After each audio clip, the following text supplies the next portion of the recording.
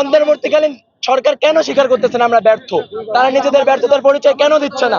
আসিফ নাহিদ যাদের সমন্বয়কারী যারা ছিল তাদেরকে তো নেতা ছাত্ররা সমগ্র বাংলাদেশের ছাত্র নেতা বানাইছে। কিন্তু আন্দোলন করে আজকে সফল হয়েছি।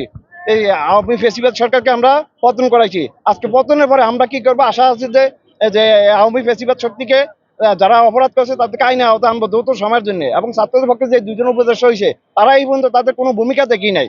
ছাত্রদের পক্ষে যে দুজন উপদেষ্টা হয়েছে আমরা মনে করি যে উচিত না এই দুজনের উপদেষ্টা না হইয়ারে উপদেষ্টাদেরকে চাপে রাখা দরকার ছিল।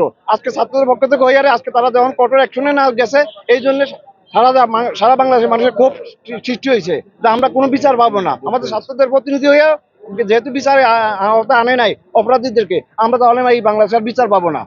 এবং আওয়ামী ফেসিবাদ সরকার যে আজকে 15 বছর আমাদের সাধারণ মানুষের যেভাবে জুলুম নির্যাতন করছে, সাধারণ মানুষের হক নষ্ট করছে, আজকে 2000 কোটি 5000 কোটি 10,000 কোটি টাকা পাচার করছে। এই টাকাগুলো কাজের টাকা, এই কাজের টাকাগুলো তো ওনার বাপ দাদার টাকা না, এগুলো আমাদের সাধারণ জনগণের টাকা। কিভাবে বিভিন্ন কোম্পানির মাধ্যমে সাধারণ মানুষের কাছে সুচ্ছা নিয়ে গেছে। কোম্পানির কাছে তুমি 2000 কোটি টাকা দিবা, 5000 কোটি টাকা দিবা, 1000 কোটি টাকা দিবা, তুমি পণ্যের দাম যত বাড়াইতে পারো বাড়াও। তারা আজকে যেভাবে লাঠি, টিয়ার শেল, ব্রেকেট ইত্যাদি ইত্যাদি অস্ত্র শস্ত্রে যেভাবে সজ্জিত হয়ে আসছে, আমার মনে হয় না যে 5ই আগস্টের ধ্বংসলীলা পুলিশের জন্য উপযুক্ত ছিল। আমি আমাদের মাঝখানের দুজনের কথা বলবো। নাহিদ ভাই, আসিফ ভাই, সে আমার পরিচিত ছিল না। আন্দোলনের মাঝখানে যুদ্ধের ময়দানে তাকে আমি চিনেছি, তারপরেও সে আমার ভাই, কারণ তার সাথে আমি তার ডাকে আমি সারা দিয়ে যুদ্ধ করেছি, আমরাও যুদ্ধ করেছি। তো এখন কথা হচ্ছে যে এই দুজনকে নিয়েই বলবো। আসিফ ভাই, আসিফ মাহমুদ সজীব ভুইয়া উপদেষ্টা, মাননীয় উপদেষ্টা, উনি বলেছেন 48 ঘন্টা সময় দেন, আমরা বিচার ব্যবস্থা করব। 48 ঘন্টা চলে গেছে আরো প্রায় 15 দিন আগে। তারপরে নাহিদ ভাই তিনি বললেন যে আপনারা আমাদেরকে 6 তারিখ পর্যন্ত সময় দেন। আজকে 8 তারিখ, তারা কি ব্যর্থ?